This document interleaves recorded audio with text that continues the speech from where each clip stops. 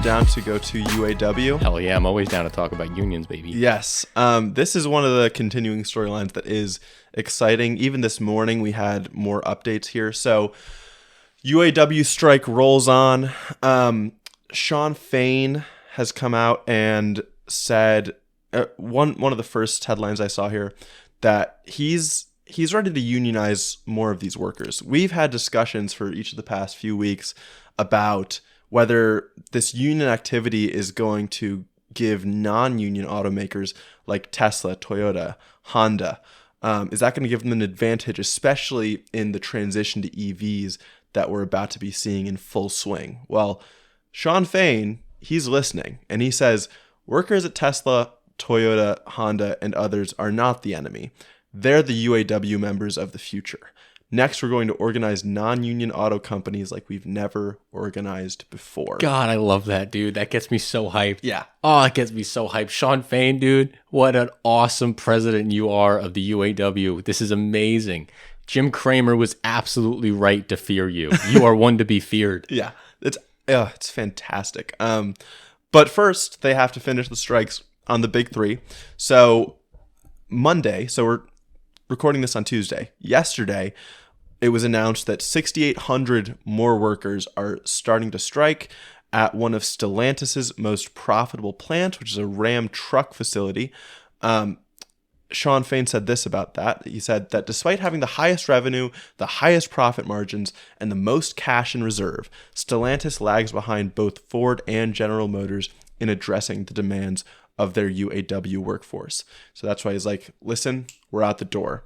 So this plant is not the only one that produces Ram trucks. They're also produced at a non-union facility in Mexico and another UAW represented plant in Warren, Michigan. But the one that they walked out of produces the most trucks. So get them. Should have a big effect. I am curious, they have this non-union facility in Mexico that makes them. Does that worry you at all? We'll have to see how much that plant can upscale, can upscale to meet the additional demand of it. Exactly. I just don't know. I'm not worried about this. I'm not worried about this. I trust the union has the strategy figured out. Mm-hmm. I trust that it's not going to end up in this spiral race to the bottom. I think it's going to be all right. I really do, because the only reason I'm saying this is because we're seeing progress. It's not like the companies are totally walking away from the table. Mm-hmm. They're not. So I want to go over where we're at with the negotiations. Okay. Yeah? Sure. So first thing is wages. So all three automakers have offered a 23% pay increase over 4.5 years. Now, 23% is way lower than what we got, than what they're asking for with that 36 to 40% number. Mm-hmm. But that 23% doesn't take into account the cost of living adjustments. So for the cost of living adjustments, Ford has offered to restore the formula that was used from 2009. Okay. Yes. To get rid of the tiered system. To get rid of the tiered system and to reverse the surrendering of the cost of living adjustments that were done in the wake of the financial crisis in 2008. Okay. So in 2008, the Ford, GM, Stellantis, the auto workers gave up their cost of living adjustments in order for the auto companies to get money from the federal government so that they can stay in business. Now the companies are profitable, record profits, record stock buybacks, record CEO pay. It's time you restore the cost of living adjustments we had before the great financial crisis.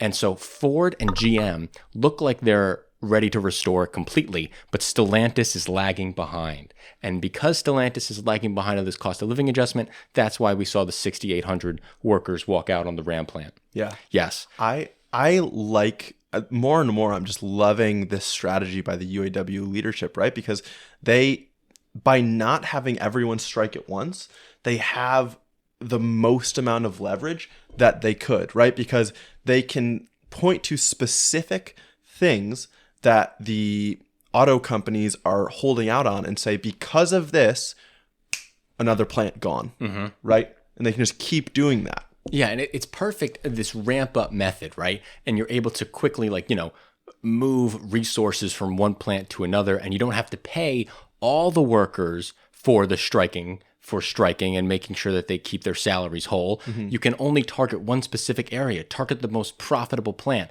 target the most popular car, hit the most important combustion engine part that is really important for dealers to replace, right? Yeah. Really hit them where it hurts. Another area of their negotiations that I really like a lot is their process on profit sharing. So Ford has offered to improve its profit sharing formula by including profits from Ford Credit, which is Ford's financial subsidiary, which is where it makes a lot of money.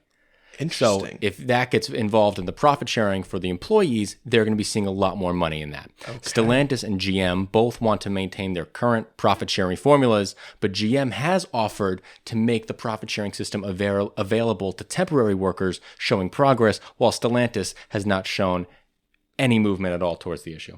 I see. So it's really interesting. Yeah. It's really interesting. That is cool.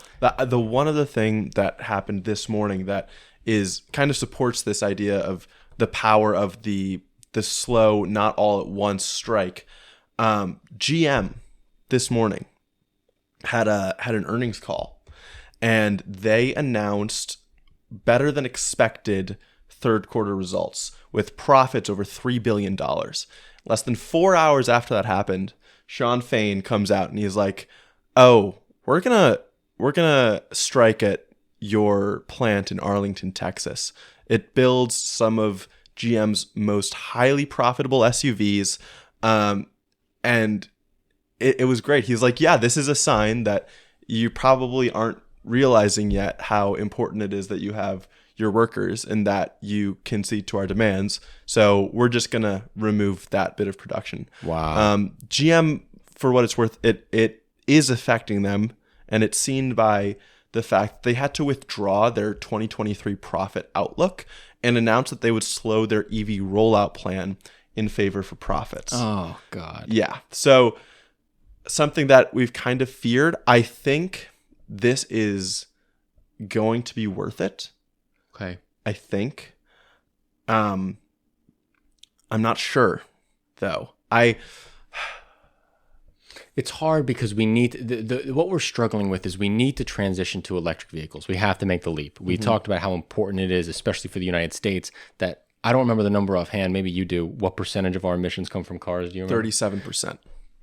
37% of our emissions are coming from cars. If we can get that out, that's so much progress so fast.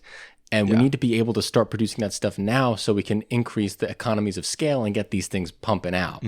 So having this delayed by yet another year or two, it just hurts to see. And you don't want non-union companies like Tesla and Honda and Toyota to get the advantage in the EV market. We want unionization to be there and the union workforce building the EVs of the future. But is the strike just delaying the EV transition of these companies? I think it's going to be okay because I think the back and forth with the union and I think they're going to negotiate in a way that they get what they want, and the companies are going to realize that their slowing supply of EVs will do nothing to the rising demand in the country, right? True. And I think they're going they're saying in the short term we're going to slow this down.